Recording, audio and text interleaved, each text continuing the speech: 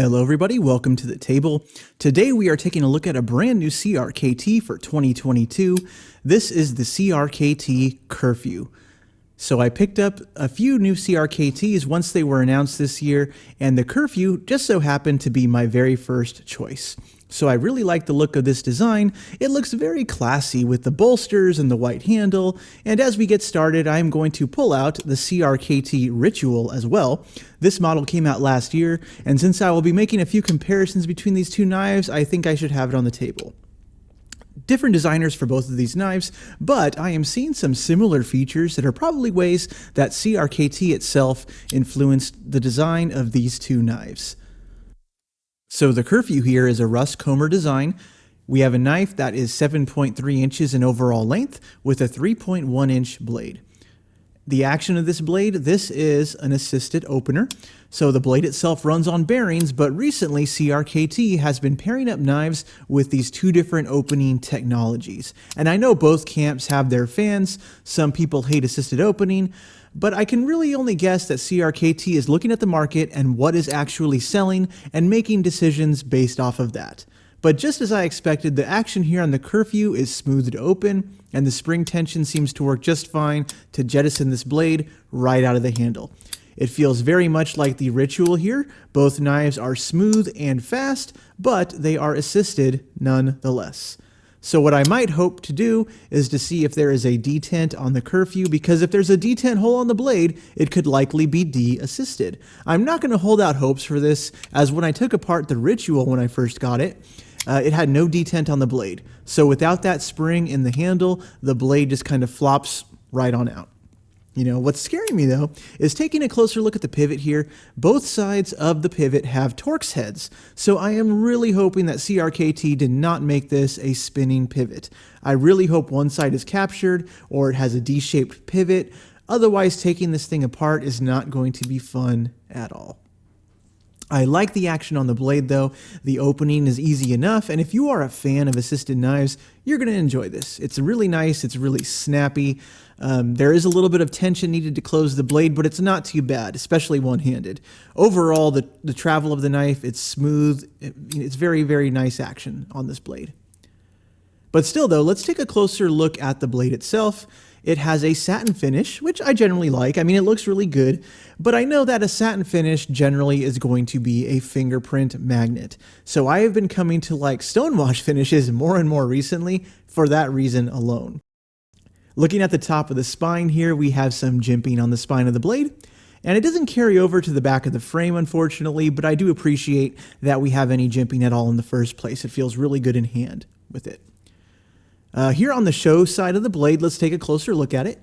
We have a CRKT logo, which is actually quite subdued. It's a little bit small, which is nice, really. The reverse side of the blade, it has two markings on it. We have Kommer's name, so Russ Kommer design, as well as the model number of this knife. So notably missing, though, are steel markings on the blade, as well as the made in China markings, which we sometimes see on these imported knives. So that's a good thing.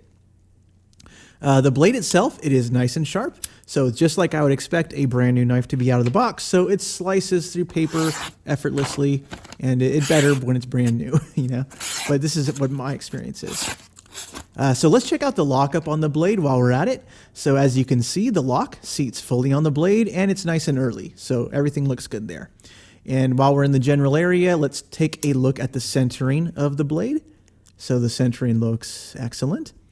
And now I am curious to see if CRKT did any skeletonizing on these steel liners to help out with the weight of the knife. I know at 3.3 ounces, it doesn't really need it, but I like to see manufacturers making this effort in the first place.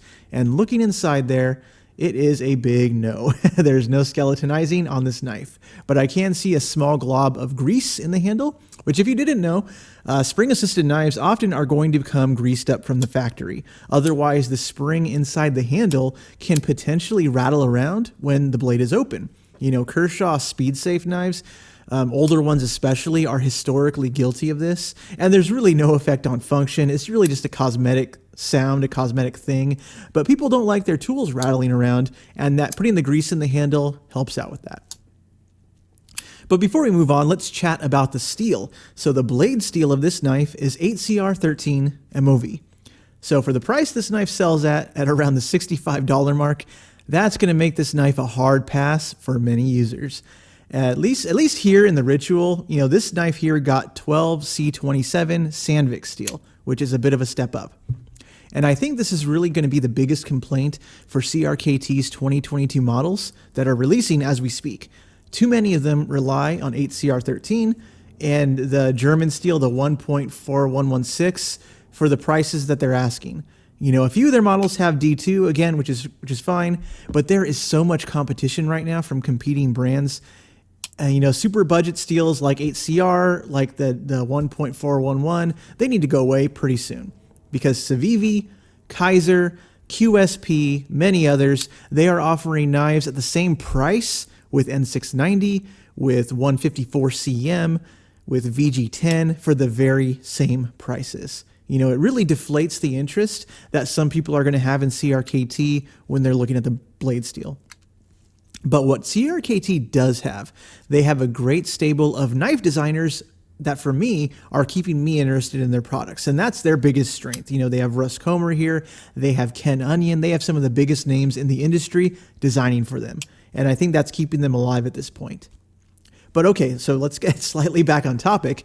Let's look at the knife again. Let's look at the handle of the knife. So we have black aluminum bolsters, which look very classy, and we have this white handle that CRKT is calling resin-infused fiber, which I think they are kind of going for like a faux micarta look here.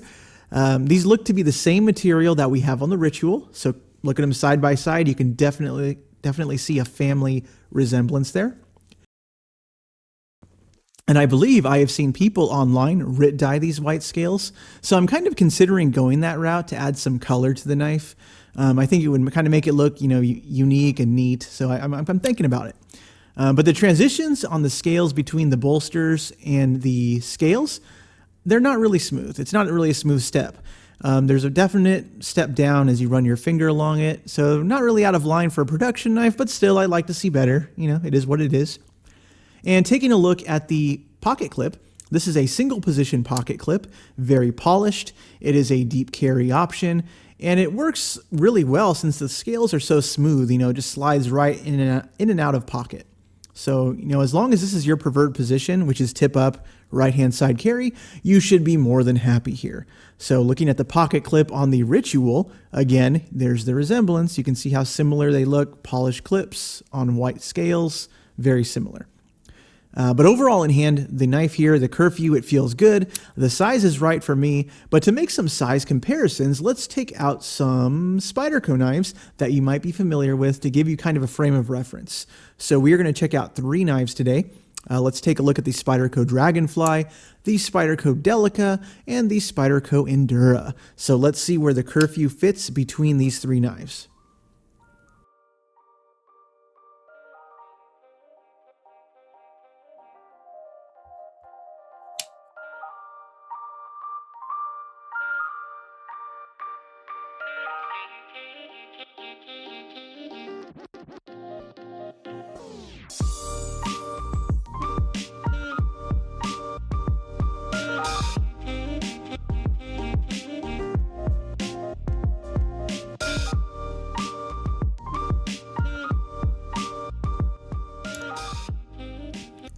So overall, I am happy to share this knife with all of you out there. It's brand new to my collection. So this is actually my first, but not my last CRKT of 2022.